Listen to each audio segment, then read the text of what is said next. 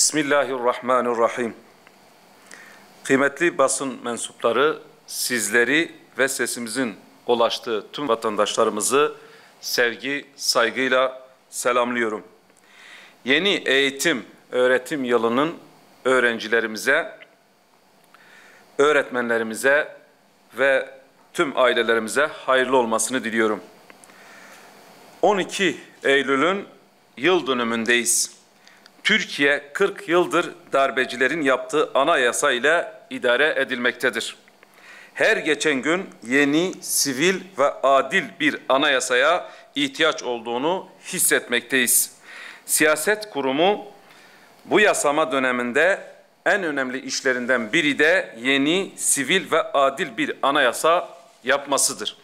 Bu vesileyle 12 Eylül darbesinde yargılanan ve dün itibariyle vefat eden Molla Mustafa Durgun'u rahmetle anıyorum. Kendisine Allah'tan rahmet, yakınlarına ve dava arkadaşlarına sabırlar diliyorum. Değerli basın mensupları, memleketimizin genelini ilgilendiren iki önemli konuyu özellikle dikkatinize çekmek istiyorum. Toplumsal huzuru tehdit eden ahlaki yozlaşma ve bazı çevrelerce kışkırtılan yabancı düşmanlığı uzunca bir süredir gündemi meşgul etmektedir. Ahlaki çöküntü her geçen gün farklı bir yönüyle karşımıza çıkmakta ve sonuçları toplumsal huzuru tehdit etmektedir. Alkol, uyuşturucu madde, kumar, bilgisayar oyunları, internet ve diğer bağımlılık türlerinin etkisiyle şiddet olgusu toplumumuz için üzücü bir gerçeklik haline gelmiştir. Trafikten aile birliğine, iş hayatından sokağa, insanlar arasındaki tahammül maalesef ortadan kalkmıştır. Aile ortamında ve eğitim hayatında ahlaki değerlerle yetiştirilmeyen çocuklar birer suç öznesi haline gelmektedir. Henüz çocuk yaşlarda birbirlerine zarar veren, hatta ölümlere sebebiyet verilen gençler büyük ahlaki erozyonun habercisidir. Çeteleşme ve mafyatik grupların yoğunluğu son yıllarda büyük bir artış göstermiş, suç oranları gözle görülür şekilde artmıştır. Vatandaşların can ve mal güvenliği tehdit altındadır. Devlet bu gerçekler karşısında katı tedbirler almalı, suç örgütlerinin önüne geçilmesi için ceza mevzuatında önemli değişikliklere gidilmelidir. Türkiye'de bazı politikacıların öncülük ettiği sığınmacı karşıtlığı tehlikeli bir boyuta ulaşmış, doğrudan bir ırka ve dile yönelik nefrete dönüşmüştür. Bu topraklar yüzlerce yıldır çeşitli etnik grupların bir arada barış içerisinde yaşadığı bir coğrafyadır. Tarihi süreçte belirli etnik gruplara karşı başlatılan inkar ve ayrımcı politikalar birçok olumsuzluğu beraberinde getirmiştir. Bir kez daha bu tuzağa düşülmemelidir. Toplumu doğru yönlendirmek ve toplumsal huzuru sağlamakla yükümlü siyasetçilerin kışkırttığı çeteler sokaklarda yabancı avına çıkmakta, birçok yabancı kişi suçsuz yere linç edilmekte, üstelik şiddet anına dair görüntüler her yere servis edilmektedir. Toplumsal huzuru hedef alan bu eylemlere yönelik ne yazık ki yetkililerce yeterli tedbir alınmamakta, aksine şikayette bulunan sığınmacıların gerekli belgelere sahip olsalar bile sınır dışı edildikleri iddia edilmektedir.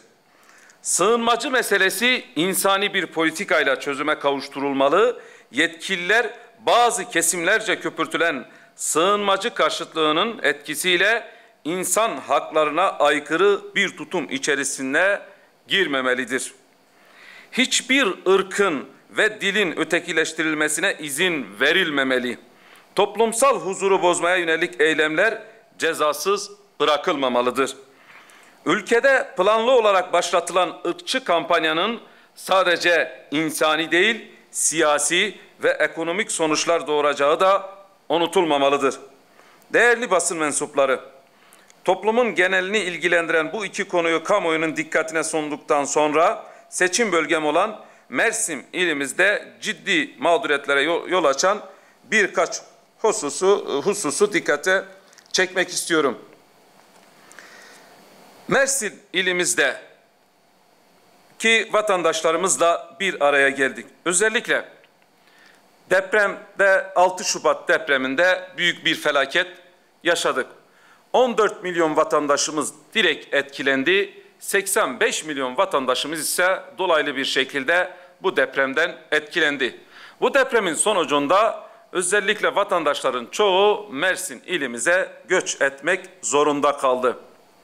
Resmi rakamlara göre 180 bin, belediyenin su faturası üzerinden ya da su şebekesi üzerinden yaptığı istatistiklere göre ise 350 bin vatandaşımızın Mersin'e göç ettiğine dair veriler paylaşılmaktadır. Tabii bunun sonucunda bir konut krizi ortaya çıktı. Bununla birlikte iş yerlerinin sorunu ve iş yeri krizi de ortaya çıkmış durumdadır. Nüfus artınca doğal olarak da iş yerleri sorunu ortaya çıktı. Özellikle tekstil işi yapan vatandaşlarımız bu konuda ciddi sıkıntılar çekmektedir. Mersin ilimiz aynı şekilde bir tekstil merkezidir. Ancak şu an tekstil işiyle uğraşan vatandaşlar mahallelerde dükkan bulamamakta ve mahallelerde buldukları dükkanlarında iş yerlerinin de fiziki şartları uygun değildir. Bundan dolayı onların bizden isteği acil bir şekilde Mersin ilimizde bir tekstil kentin kurulmasıdır. Bu konuda biz de yetkililere duyurmak istiyoruz onların sesini. Bir diğer önemli husus, önemli sorun nakliyeciler sitesinin sorunudur. Mersin ilimiz bir liman merkezidir. Özellikle ihracatların, ithalatların yaptığı bir merkezdir. Ancak Mersin ilimizdeki nakliyeciler sitesi bir baraka şeklindedir. 90'lı yıllardan bugüne halen o şekildedir. Şu an yapılması planlanan bu sitenin acil bir şekilde bitmesi gerekiyor. Bununla birlikte limanda ücret fiyatları çok yüksek. İskenderun limanına kıyasla 2-3 kat daha yüksek ücretler alınıyor. Boş konteynerler teslim alındığında orada bir mühürleme işlemi yapılıyor.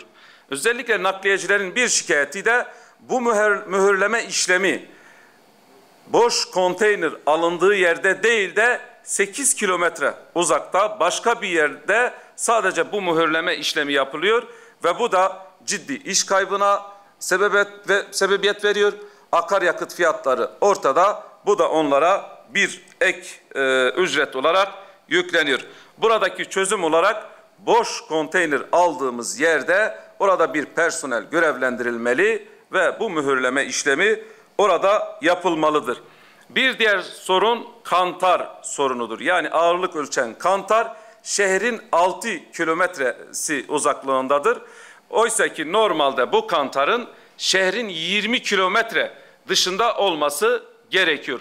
6 kilometre yakında olduğu için tüm yük taşıyan, konteyner taşıyan araçlar bu kantara takılıyor ve bu da bir sorun olarak ortaya çıkıyor. Hatta bazı araçlar bu kantara takılmamak için işte mahalle yollarını, kenar yolları kullanıyorlar.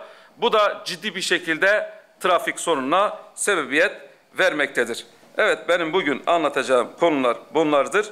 İnşallah memleketimizin sorunlarını bir sonraki toplantılarda tekrardan dile getirmeye devam edeceğiz. Bu vesileyle size de teşekkür ediyorum.